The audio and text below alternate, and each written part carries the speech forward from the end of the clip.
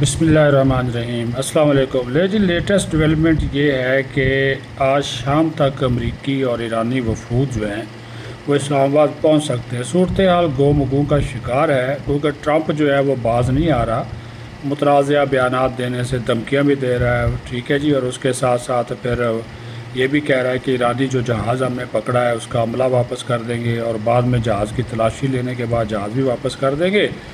तो बहरहाल ये सिलसिला चल रहा है, लेकिन पाकिस्तानी हुकाम पर उम्मीद है कि आज शाम ये जो वफूद हैं वो पहुंच जाएंगे और कल बाज़ाब्ता बातचीत का अमल जो है वो शुरू हो जाएगा।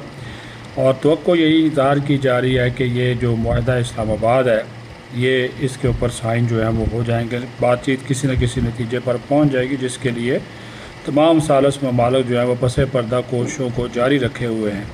दूसरी बात यह है कि आज रात 12 बजे पाकिस्तानी वक्त के मुताबिक आज रात 12 बजे जंग बंदी भी ख़त्म हो जानी है। ईरान और अमेरिका के दरमियान 15 रोज़ा जो जंग बंदी थी वज़ीर आज़म शहबाज शरीफ की दरख्वास्त पर जो थी वो इन्होंने मानी थी ईरान और अमेरिका ने, जो कि आज रात 12 बजे ख़त्म हो जाएगी। अमरीकी वक्त के मुताबिक ये कल ख़त्म होगी, लेकिन हमारे वक्त के मुताबिक ये आज रात 12 बजे ख़त्म हो जानी है।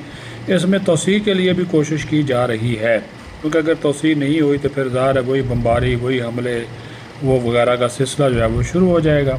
तो सूरत हाल जो इस वक्त बड़ी जो है वो इस वक्त नाजुक है और सब की नज़रें इस्लामाबाद मुज़ाकरात के ऊपर हैं। यहाँ पर तो वही सूरत हाल है, रेड जोन बंद है, फिर तस्दीक शुदा रेड जोन भी बंद है। अब तो आज तो किसी को आने जाने की इजाज़त नहीं है, क्योंकि कहा जा रहा है कि दोपहर के बाद जो है जो वो वफूद की आमद जो है वो शुरू हो जाएगी। और अभी तक ईरान ने बाज़ाब्ता तौर पर ऐलान तो नहीं किया, लेकिन उनकी तरफ से ग्रीन सिग्नल जो है वो दिया गया है। ट्रंप जो है वो हस्बे मामूल अपनी जो बयानात हैं और हर आधे घंटे बाद एक नया ट्वीट दाग देते हैं, तो उसके बाद वो फिर कह रहे हैं कि मुझ पर दबाव भी नहीं है और मैं जनाब बड़ा ख़ुद मुख्तार हूँ और फ़ैसले करने में मुझे कोई यार नहीं है, मुझ पर कोई पाबंदी नहीं है। वो फिर वो कह रहा जी डील ना हुई तो तबाही होगी, बमबारी होगी। फिर वो ओबामा, क्लिंटन और जो बाइडन उसके ऊपर बरस पड़ा।